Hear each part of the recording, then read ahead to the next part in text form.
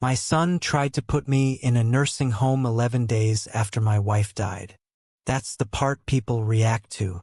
But honestly, that wasn't the moment that hurt the most. The worst part was hearing him whisper about my house while he still smelled like funeral home cologne. I remember standing in the kitchen holding Eleanor's coffee mug. White ceramic. Small crack near the handle. She refused to throw it away because she said it still worked fine. 42 years together, and suddenly the house sounded wrong without her slippers against the hallway floor. The refrigerator hummed louder. The stairs creaked differently. Even the dog kept sleeping beside her empty chair. That morning I was trying to figure out how much coffee to make for one person. Then my son Daniel walked in carrying folders. Not flowers. Not groceries. Folders. "Dad," he said carefully, like he was talking to a child. "We need to discuss the future." That word. Future. Funny how greedy people always use soft language first. My daughter Karen came in right behind him carrying blueberry muffins she clearly bought 5 minutes earlier. Still had the grocery sticker underneath. Suddenly both my children were very interested in my health. Very interested in whether I was remembering my medications. Very interested in whether living alone was safe. 11 days. That's how long grief lasted before they started measuring the curtains. I noticed Daniel staring through the kitchen window toward the equipment barn. That barn mattered. The farmland mattered even more. But what really mattered was something my children didn't know yet. Everything was still entirely in my name. And Eleanor had prepared for this exact moment. Eleanor never trusted Daniel's wife. Never said it cruelly. Just quietly. The way older women notice things nobody else does. 3 years earlier, during Thanksgiving dinner, Melissa asked how much the farm would sell for if the land developers expanded north. Most people forgot the question 5 minutes later. Eleanor remembered it for 3 years. That was my wife. She collected observations the way other people collected recipes. The night before her surgery last winter, she sat beside me on the porch wrapped in that old green blanket she loved. The bird feeder was swaying in the wind. She looked tired, not weak, just aware. "Harold," she said softly, "if something happens to me, don't let them pressure you." I laughed a little, told her she was worrying too much. She didn't laugh back.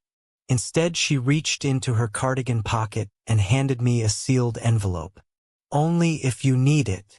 I remember joking that it sounded dramatic. She smiled. "Your children married ambitious people. Turns out dying people get very honest." After the funeral, I found that envelope again sitting exactly where I'd hidden it inside my workbench drawer. Still sealed. I almost opened it that same night. But something stopped me. Maybe pride. Maybe denial. Part of me still believed my children were grieving. Then Daniel scheduled an appointment with a nursing facility without telling me. That changed things. I found out because the receptionist accidentally called my phone instead of his. "Hello, Mr. Whitaker," she said cheerfully. "Just confirming tomorrow's memory care consultation." Memory care. That's how I learned my son had already started describing me as mentally unstable. I sat there in silence staring at Eleanor's empty chair. Then I finally opened the envelope. Inside was a handwritten note and a second set of documents. That's when I realized my wife had been 3 moves ahead of everybody. Eleanor's handwriting always leaned slightly to the left. Even her grocery lists looked elegant. The note only had 4 sentences. "Harold, if they rush you, they already made plans without you. Trust patterns, not apologies. And remember who built this life with you." I must have read those lines 20 times. Then I looked at the paperwork underneath. My wife had quietly transferred portions of the farm into a protected family trust 6 months earlier. Not to Daniel.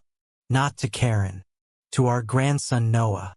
Daniel's autistic son. The same grandson they barely visited unless holidays involved photographs. Noah was 17. Quiet. Brilliant with engines. Could rebuild a carburetor faster than most grown mechanics. But because he avoided eye contact and hated crowded rooms, his own parents treated him like furniture half the time. Eleanor noticed. She always noticed. The trust documents included one specific condition.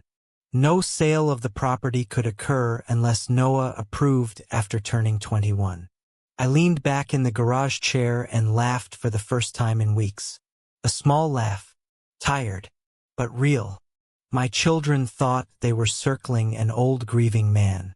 They didn't realize Eleanor had already locked the gates. And the best part?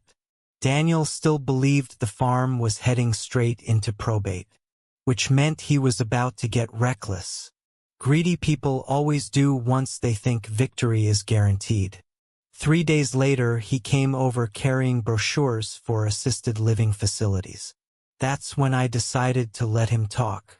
Sometimes the smartest thing an old man can do is stay quiet long enough for selfish people to explain themselves. Daniel brought takeout. That should have warned me immediately. My son never paid for dinner unless he wanted something. Karen arrived 30 minutes later with her husband Steve, who kept pretending not to look around the house. But I caught him glancing at the antique cabinets Eleanor inherited from her mother. People thinking about money always scan rooms differently. We sat around the kitchen table eating lukewarm chicken parmesan while everyone spoke in fake careful voices, like nurses approaching a nervous patient. Then Daniel finally said it.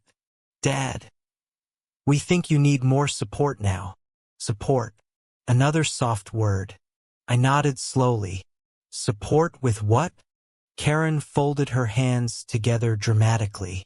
Well, the house is large. The farm is stressful. We worry about your memory. My memory. Interesting accusation considering I still remembered the exact amount Daniel borrowed from me in 2009. Never repaid either. I asked why they suddenly seemed concerned. That's when Melissa stepped in. "Harold, nobody's attacking you. We just think transitioning somewhere safer could help everybody." Everybody. There it was. Not you. Everybody. Then Daniel slid paperwork across the table.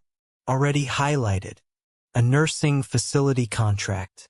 He'd filled out most of it himself, including emergency contact information and proposed property management arrangements.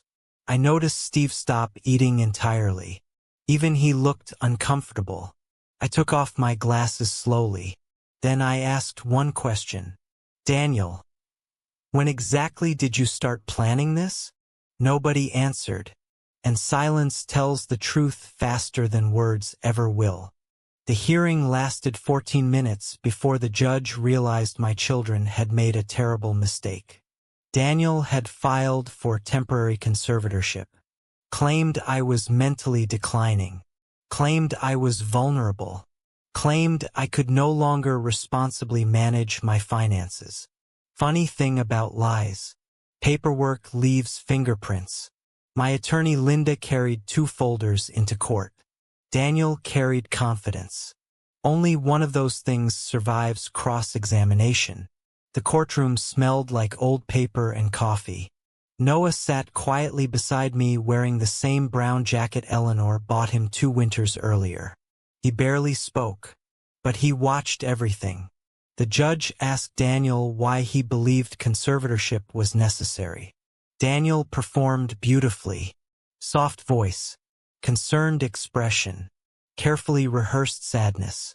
"My father forgets things," he said. Then Linda opened the first folder. Bank statements, property taxes, equipment contracts, every payment handled correctly, every signature verified, every account current.